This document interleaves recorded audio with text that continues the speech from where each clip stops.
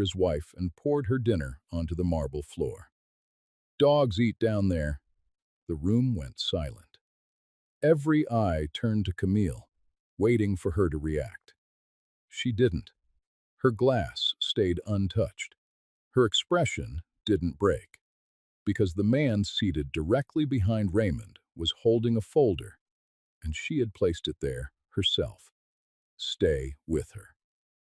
Because what Camille knew that night, and what Raymond didn't, would take everything he'd spent 15 years building. The Grand Meridian Hotel had never looked more beautiful than it did that October evening. Every chandelier in the ballroom was lit to its full capacity, sending fractured light down across tables, dressed in white linen and white roses and crystal glasses that caught the glow and scattered it in small moving pieces across the ceiling. The annual Hartwell Foundation Charity Gala was the kind of event where the city's best version of itself showed up. 200 guests, who had paid generously for the privilege of being seen in the same room together, gathered under the understanding that power recognized power, and that the evening existed partly to confirm who was in and partly to remind everyone else where the edges were. Raymond Holloway had been a presenting sponsor for 3 consecutive years. He liked that. He liked the way the event program listed his company's name near the top of the sponsor page, liked the handshakes at the entrance when the foundation director greeted him by name, liked the way men who were building things themselves came to find him during the cocktail hour to exchange cards and conversation. He had worked for that recognition. He understood what it cost and what it bought. He wore a dark navy suit that had been pressed that morning, his cufflinks gold and simple, his presence arranged with the ease of a man who had decided long ago that the room would come to him. He arrived with Tasha. She wore red. She had chosen that color deliberately in the way that women choose colors when they want to be answered, rather than overlooked. She moved through the entrance with the kind of ease that borrowed from his confidence, one hand brushing his arm with a familiarity she had stopped hiding months ago. She let her gaze move around the ballroom as they walked in, not searching exactly, more like taking inventory, making note of who was present, who would see her beside him, who she wanted to notice that she was there. People noticed. Camille had arrived 30 minutes before Raymond. She had not told him she was attending. She had simply put on her black dress, the one she had bought 6 weeks earlier from a boutique downtown, and hung in the back of the closet for exactly this evening. She had done her hair the way she did it when she wanted to feel like herself and not like an appendage. And before she left the house, she had stood at the bathroom mirror and clasped the thin gold bracelet around her left wrist, the one she had purchased on a quiet Tuesday 3 months earlier, the one with a single word engraved on the inside face where only she could feel it. The word was enough. She had found it at a jewelry counter almost by accident. She had been at a coffee shop that afternoon with a bank statement open in front of her, a document that had taken her 2 weeks to obtain and another 2 weeks to fully understand. The numbers confirmed what the rest of her evidence had been building toward. She had sat with it for a long time, drinking coffee that had gone cold, running the arithmetic in her head until there was nothing left to recheck. Then she had closed the folder, left a tip on the table, and walked toward the exit. The jewelry case was near the door. She stopped. She looked at the bracelet for maybe 15 seconds. She pointed to it. The woman behind the counter took it out and Camille read the word on the inside and paid without negotiating. She wore it every day after that. She wore it as a reminder that she had already arrived at the decision, that the only thing left was the when and the how. Tonight was the when, and the how was already seated at the table, directly behind where Raymond would be eating his dinner. Ellis Beaumont was a forensic financial attorney who had spent 22 years making sense of money trails that other people had worked hard to obscure. He was meticulous, unhurried, and quietly devastating in the way that people who do not need to perform their authority are always quietly devastating. Camille had been given his name by a woman in her professional network, a woman who had been through something similar 2 years earlier and had come out the other side with her dignity and her assets intact. That woman had looked Camille in the eye and said, "Get Ellis." And Camille had filed the name away until the Tuesday with the bank statement, when she had come home and opened her laptop and sent an email with a subject line that read, "Ready when you are." He was seated at the table she had suggested, in the chair that gave him the clearest sight line to the head table and to table 7 simultaneously. The folder beside his bread plate was closed and unremarkable. To anyone glancing at it, it was simply the paperwork of a working man who carried documents wherever he went. To Camille, it was the end of something and the beginning of something else. She moved through the cocktail hour with a steadiness she had been practicing for months, the steadiness of someone who has made peace with a decision and is simply waiting for the moment to execute it. She found Kenneth Osei first, one of 2 board members she had personally invited to the gala that evening. Kenneth had known Camille longer than he had known Raymond. He had watched her work in the early years, had been one of the signatures on the company's first external investment, and had always understood, without anyone needing to say it, that the intelligence behind Raymond's operation had 2 sources. He greeted her warmly, and she told him quietly that Ellis had something she wanted him to see before the night was over. Kenneth did not ask questions. He simply said he would be there. She found Trevin Hayes at the bar, the second board member, a man who had the particular stillness of someone who had learned long ago that the most important information arrives without announcing itself. She told him the same thing she had told Kenneth. He looked at her for a moment with the careful attention of a man reading something between the words. Then he nodded. She found Dante Williams near the appetizer table. He was a journalist who covered business and community affairs for a regional publication, a man she had met once at a non-profit event, and whose card she had kept because something about the directness of his questions had told her he was someone who cared about getting things right. She had reached out to him 2 weeks before the gala, told him only that something was going to happen that he would want to witness firsthand. He had come. He stood now with a glass of sparkling water and the patient attentiveness of a man who had learned to be in rooms and wait. By the time Raymond arrived with Tasha on his arm, Camille was in the middle of a conversation with Kenneth's wife about a renovation project that was genuinely interesting, and that Camille responded to with complete and real attention. Because the ability to be fully present in a conversation, even when you are carrying something significant, is a discipline, and Camille had always been disciplined. She felt Raymond's attention land on her from across the room. She did not return it. She finished her thought about load-bearing walls and original hardwood, and smiled at the story Kenneth's wife told about the contractor they had finally trusted. Later, she learned from someone who had been standing nearby that Raymond had said something to Tasha when he noticed Camille. That Tasha had looked across the room and let a slow, dismissive expression move across her face, barely visible, but not invisible. A small performance of contempt that 2 people standing close to Raymond saw and did not find amusing.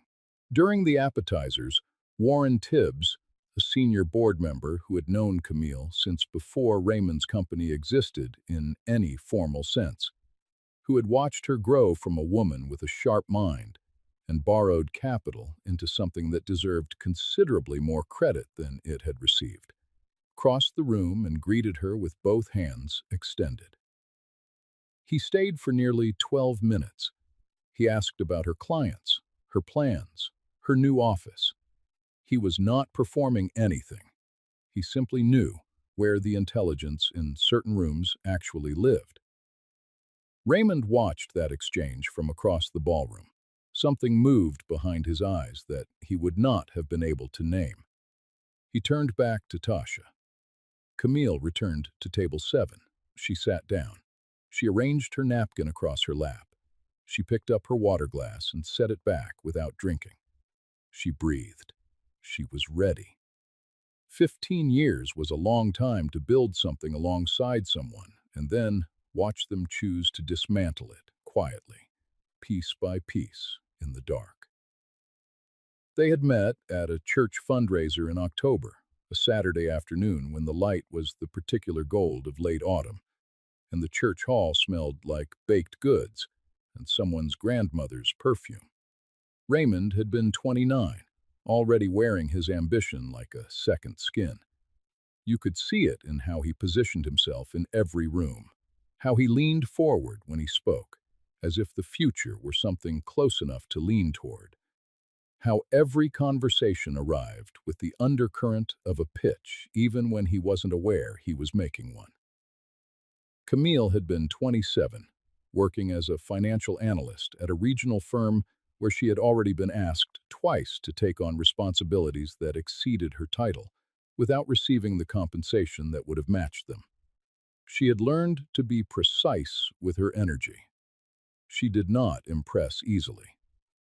Raymond had sat down across from her at a volunteer sign-in table and asked her, without preamble or performance, what she thought the church could actually do differently with its community development fund. She had told him. She had been specific and direct, and entirely unconcerned with whether it was the answer he was hoping for. He had pulled a small notebook from his jacket pocket and written down what she said, word for word, pausing once to ask her to repeat a number. She had been quietly undone by that detail. She thought about it for 2 weeks.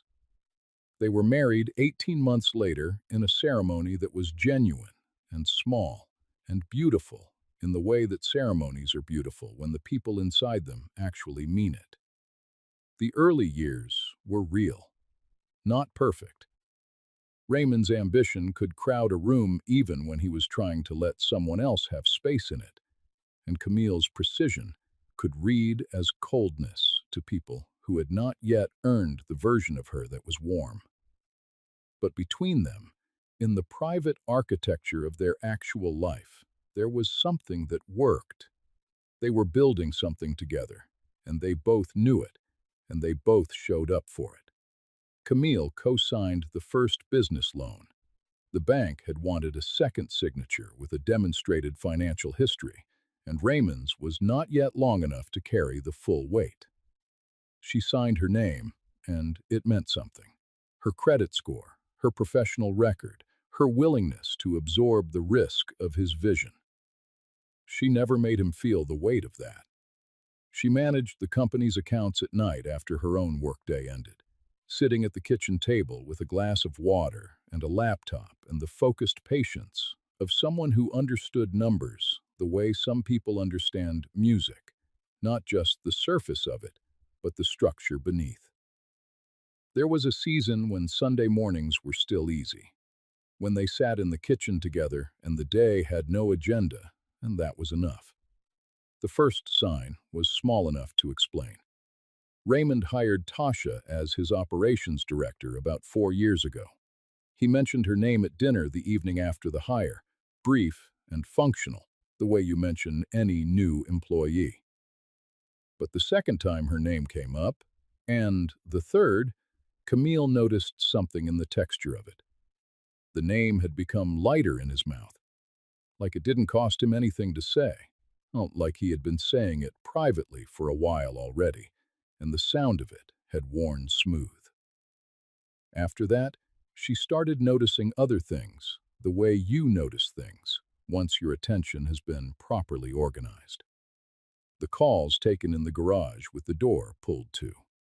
Finance at gatherings, always shaped like humor, always surrounded by other people's laughter, that repositioned Camille as peripheral, as less than, as the straight-faced woman beside the man who was going somewhere. A business trip that came back 2 days late with an explanation that was smooth and complete, and somehow too complete.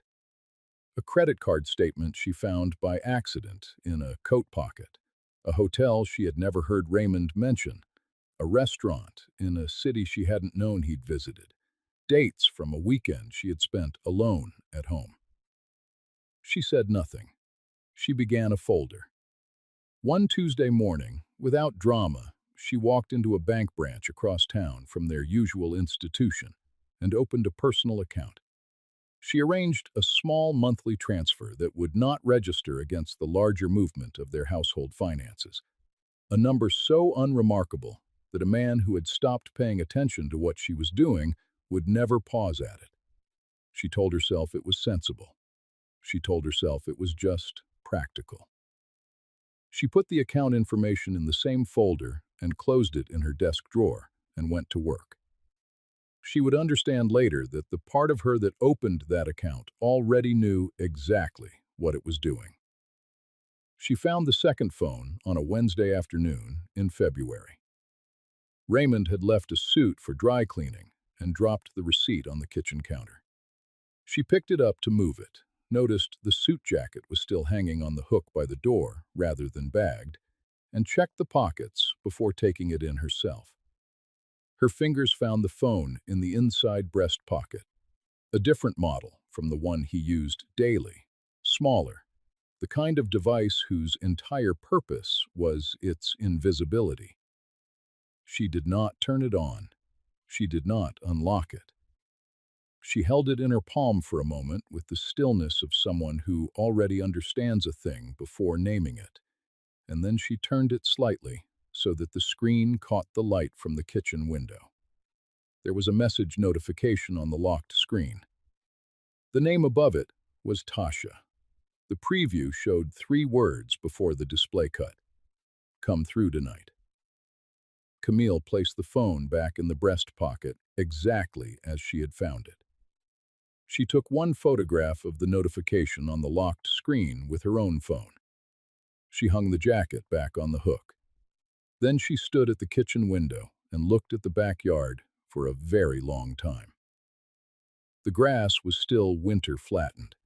The oak in the corner had a branch that had come down in last month's ice storm and was still lying in the grass where it had fallen. The afternoon was completely quiet. She had the street address, a site visit for a property acquisition. Unremarkable in a calendar full of unremarkable entries. That evening, after Raymond had texted that he was running late at the office, she drove to the address. The building was a condominium complex in a part of the city where everything was new and deliberately landscaped, the kind of construction that announces prosperity before you've opened the door. She parked across the street and photographed the facade, the entrance, the name of the management company on the sign near the lobby doors. Then she drove home. She did not speed. She listened to the radio. She was thinking about what she would need next. She was not going to cry. She had moved past that. What she had not anticipated was Adrian. Adrian Cole had been Camille's closest friend for 12 years. The kind of friendship built in the years before marriage, the kind that survives relocations and career changes and the slow divergence of adult lives, the kind where you still call each other first when the floor gives way. Camille called her that night because she needed to say what she had found out loud to someone before she could fully hold it herself. She told Adrienne about the phone, the address, the hotel statements she had assembled over 14 months, the shape of a story that was no longer possible to explain differently. There was a pause on the line. It was not a surprised pause. It was the pause of someone who has been carrying something and understands the moment has arrived when they cannot carry it differently. Adrienne said her name, just her name, and in the way she said it, careful and already apologetic, Camille understood something that had not been part of what she thought she knew. She asked Adrienne directly. She kept her voice level. She asked her when she had found out and what she had done with what she knew. Adrienne answered slowly, the way people answer when they are trying to construct the most forgivable version of the truth. About 14 months ago, she said, Raymond had come to her. Not confessing, but probing, asking casual questions about how Camille seemed lately, whether she had mentioned anything unusual, whether she seemed suspicious of anything. Adrienne had answered him. She had believed, she said, that she was helping everyone by keeping things stable, that she was being a bridge, that confrontation would only hurt Camille more than the careful management of the situation. She had told herself many things. She had told Raymond which conversations Camille was having, which questions she was asking, how she seemed on days when Raymond had been away. She had kept him one step ahead for over a year. Camille listened until Adrienne stopped talking. There was no shouting. There was no crying. There was a silence on the line that lasted long enough to mean everything it needed to mean. Then Camille said, "Thank you for telling me." She hung up. She sat at the kitchen table in the dark after that for a long time. The house held its quiet the way houses do when the people inside them have arrived at something. She was not broken. She was reorganizing, the way a person reorganizes a room once they understand what it is actually for. She opened her laptop. She found the email thread she had started with Ellis Beaumont's name 3 weeks earlier. The thread she had begun when the forensic investigator's card had first arrived in her hands from the woman in her network who had survived something similar. She had written 2 drafts of the opening email and deleted both. Now she wrote a third, short and direct. The subject line read, "Ready when you are." She pressed send. She closed the laptop. She sat in the quiet a while longer. She ran her thumb across the inside of the bracelet in the dark. Enough. Ellis Beaumont's conference room had a view of the river and a table large enough for documents to be spread without overlap. When Camille arrived for their first meeting, she laid everything on the table in the order she had organized it. The bank statements, the credit card records, the photographs of the condo building, the screenshot of the phone screen. A handwritten timeline she had constructed over 14 months, documenting dates, amounts, and patterns. Ellis looked at each item carefully before he picked it up, and each item again before he set it down. He asked 2 clarifying questions. He made notes in a small leather notebook with the focused quiet of a man who had learned long ago that the first meeting was about listening, not about conclusions. What she had brought him, he told her, was a starting point. What he found from that starting point took 6 more weeks and produced documentation that turned what Camille had suspected into something demonstrable, specific, and legally significant. Raymond had been moving money, not in large, dramatic transfers that would trigger automatic review, but steadily, methodically, over the course of nearly 3 years, a series of payments to vendor accounts that, individually, appeared to be ordinary business expenses, supply chain costs, consulting arrangements. But Ellis followed each account to its registration and ownership and found, at the end of those threads, a structure. A shell company in which Raymond held a private interest. Invoices from that company to Raymond's business for services that could not be traced to any actual work. And at the end of the longest thread, the condo building, the property that Camille had photographed from across the street on a February evening, transferred into Tasha's name through a holding structure that had been assembled with the creativity that people apply to things they need to be invisible. The company had a board, the board of what Raymond had been quietly doing with their investment. Ellis laid it all out in his careful, unhurried way, and Camille listened with her hands folded on the conference table. When he finished, she asked him two questions, both practical, both precise. Then she told him she wanted to wait for the right moment and that she would tell him when. He agreed without requiring explanation. He had worked long enough to understand that the moment mattered as much as the evidence. Raymond, during the weeks between that meeting and the gala, continued becoming the careless version of himself that overconfidence always produces.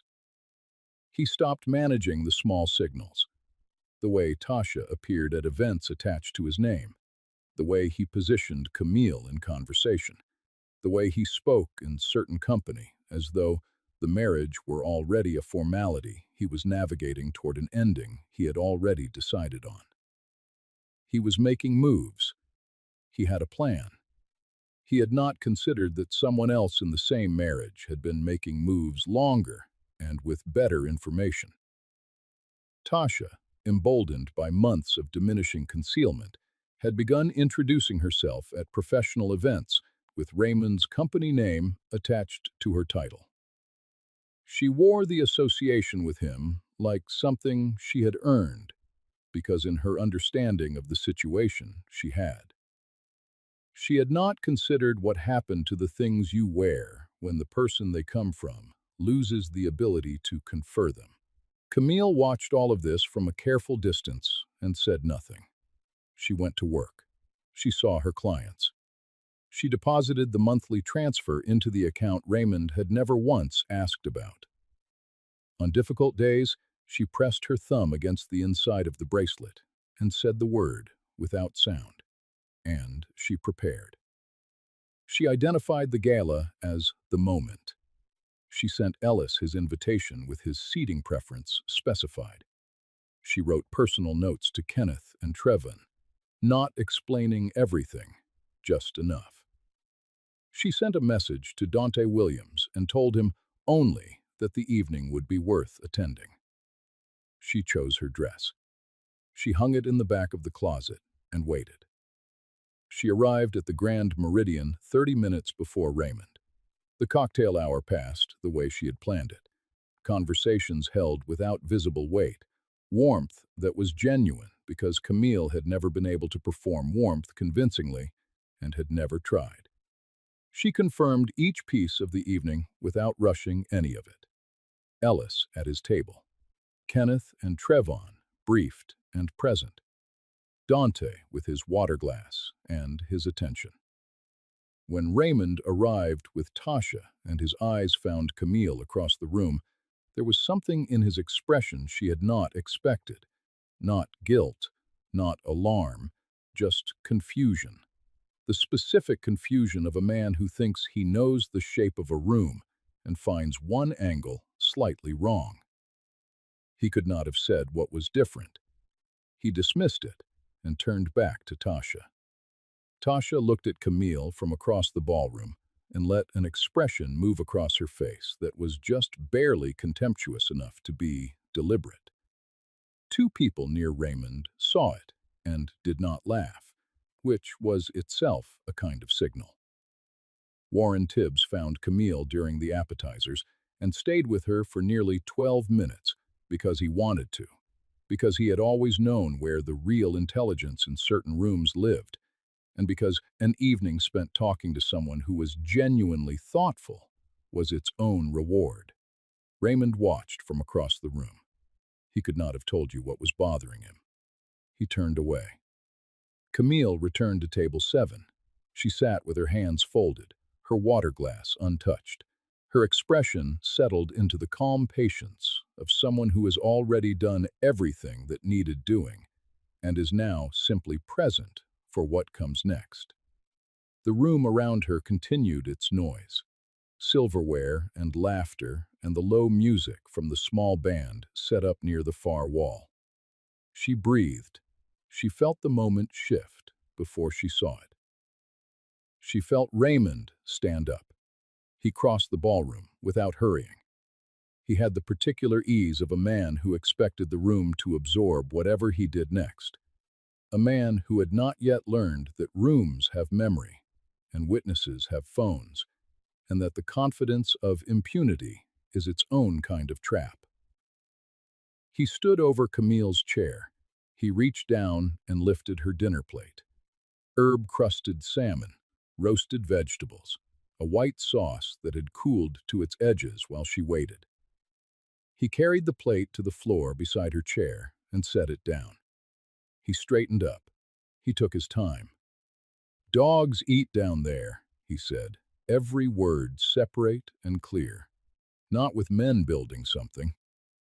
From the head table, Tasha let a slow smile open across her face. She held it there, making sure it was visible, making sure it meant something. She did not look away from Camille. The table around Camille went absolutely still.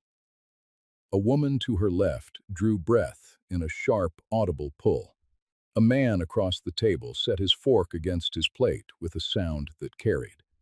Someone behind her pushed their chair back. Camille raised one hand, just slightly below the table's edge. The man to her left stopped. The whole radius of that table held. Camille did not look at the plate on the floor.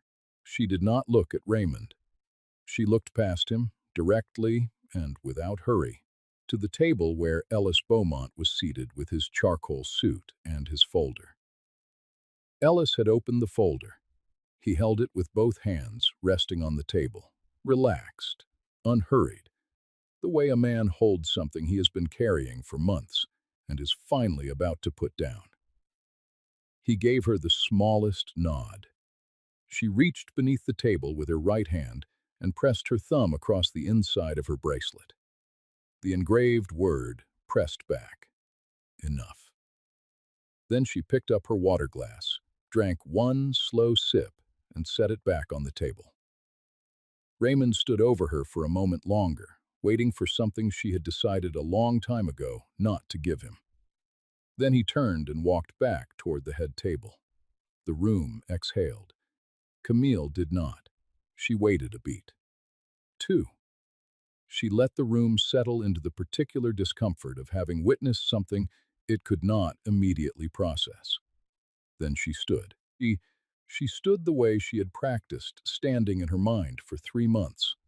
Not with drama, not with theatrics, but with the measured deliberateness of someone finishing a sentence they started a long time ago.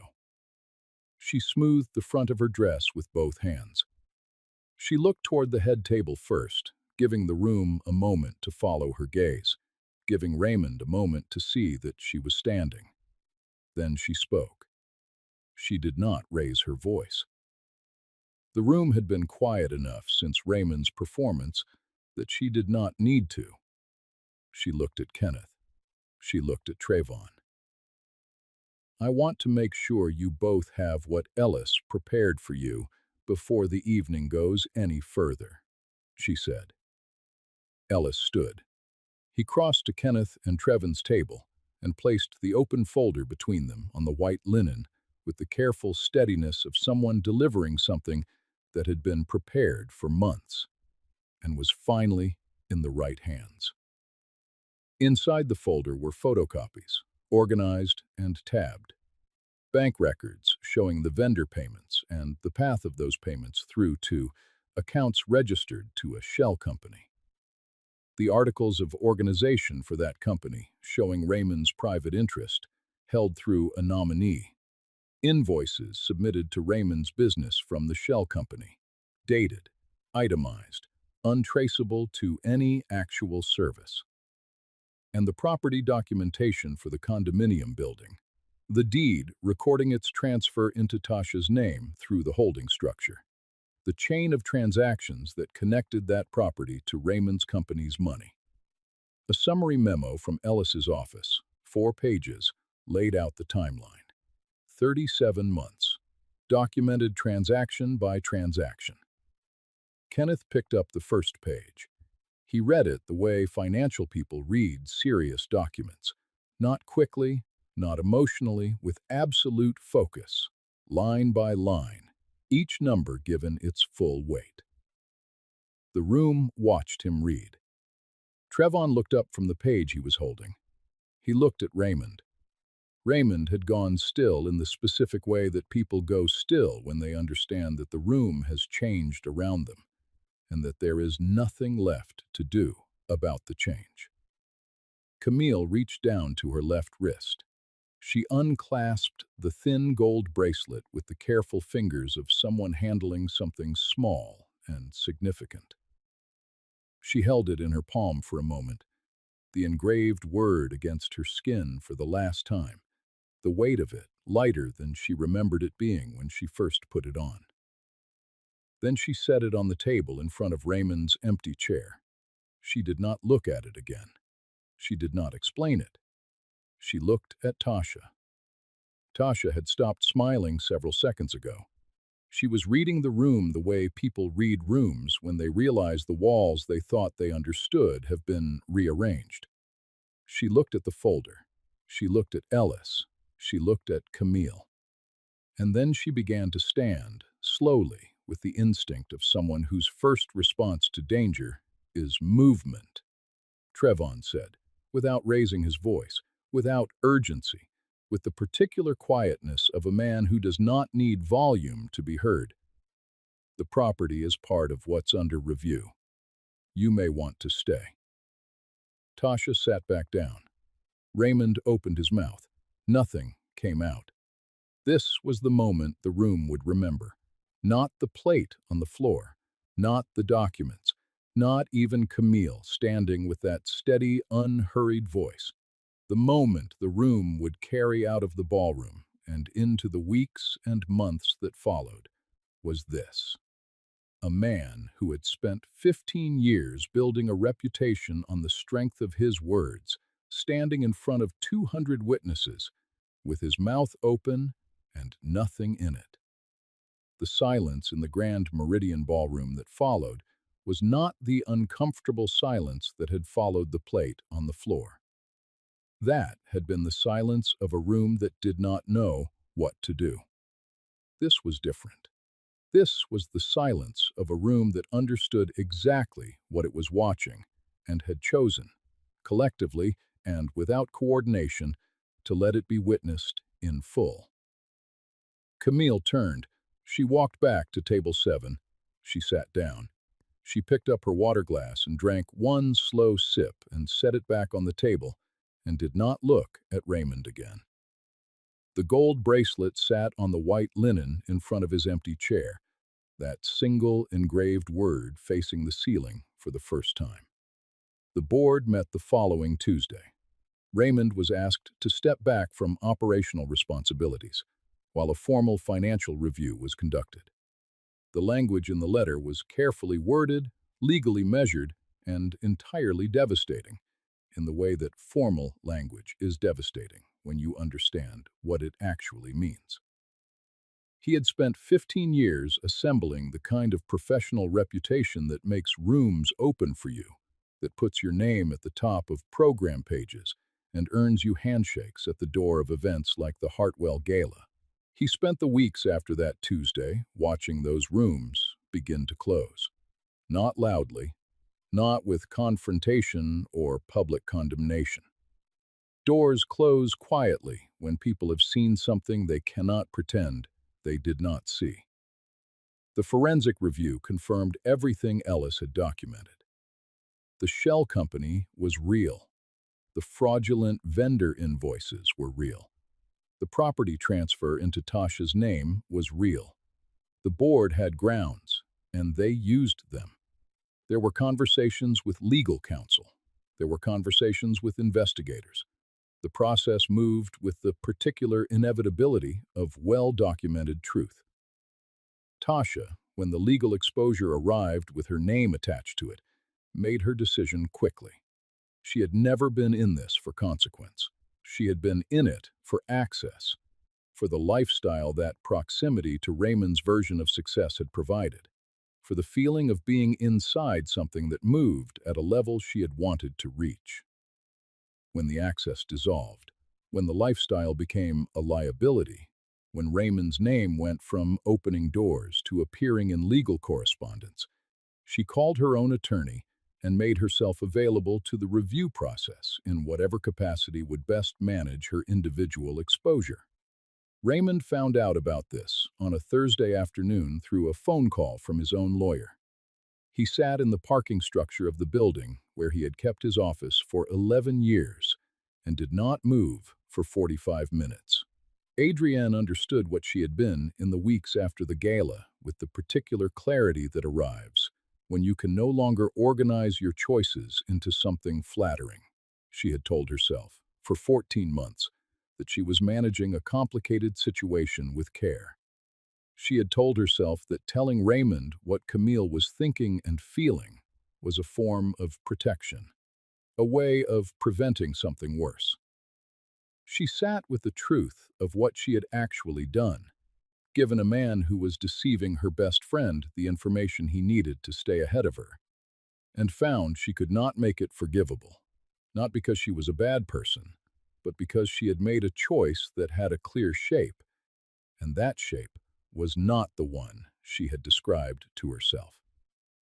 The social circle contracted, not through confrontation, not through anyone's decision to exclude her formally, but through the natural physics of relationships built on proximity to someone who is no longer present. The invitations that had come easily for 12 years, through connections that were Camille's before they were ever then, not at all. Adrienne was not cast out. She was returned to exactly the size of the space she had earned on her own terms, which turned out to be smaller than she had understood while she was inside Camille's. Raymond wrote a letter and sent it through a mutual acquaintance, a college friend who delivered it with apologies borrowed from someone else's sincerity. Camille received it on a Wednesday morning while she was standing at her kitchen counter with a cup of coffee. She read it once, holding it with one hand the way you read something you already know the shape of before you start. Then she placed it in the recycling bin beneath the sink and finished her coffee and got ready for work. The divorce was handled through Ellis's office and took slightly less time than Raymond's attorney had predicted, which meant it took considerably less time than Raymond had hoped. Because the asset transfers had been conducted fraudulently, the legal structure of the settlement tilted entirely and irrevocably in Camille's direction. Raymond's counsel explored every available argument and found each one narrower than the last. The personal account Camille had opened 4 years earlier, that unremarkable, unannounced Tuesday morning decision, that small monthly transfer that Raymond had never once noticed or questioned, had grown steadily and carefully into something substantial. It was, in the legal accounting of everything, the cleanest asset in the entire proceeding. He had never thought to ask about it. It had never occurred to him that she was capable of a long, quiet plan. He had understood her as a woman who reacted. He had not understood that the most dangerous version of her was the one that didn't. 18 months after the gala, Camille's name was on the door of an office on the 4th floor of a building 3 blocks from the river. Clean gold letters on frosted glass. A financial consulting practice she had structured with Ellis's help and built with the client relationships she had been maintaining quietly for years. The professional network that had survived everything because it had been built on what she actually knew and not on who she was standing next to. On a Thursday morning, she was at her desk reviewing a client's portfolio, the kind of document she had spent 20 years learning to read, the way musicians read scores, each number carrying a tone and a relationship to the numbers around it, the whole thing telling a story if you knew how to follow it. Her phone lit up on the corner of the desk, a number she did not have saved. She looked at it for a moment, unhurried, and set it face down without opening the message. She finished the paragraph she was reading. Through the glass door of her office, she could see her assistant, Priya, lift one hand with the easy signal that meant the 10 o'clock had arrived. Camille gathered the portfolio folder, capped her pen, and placed it parallel to the edge of her desk, the way she always did when she was transitioning from one thing to the next. Before she walked to the door, she stopped at the window. The river was running fast this morning, bright where it caught the light over shallow stone, darker confidence of something that does not require permission to go where it is going. The city was doing what the city always did, turning itself over and continuing, indifferent and alive and full of stories that had not finished yet. She stood at the window for just a moment with her hands loose at her sides. There was nothing she was looking for. There was nothing she was waiting for. She was simply present in the specific way that becomes possible once you have stopped managing other people's perceptions of who you are. She turned from the window. She opened the door to the hall. Some people spend years waiting for an apology that was never coming. Camille stopped waiting and started building. If this story moved you,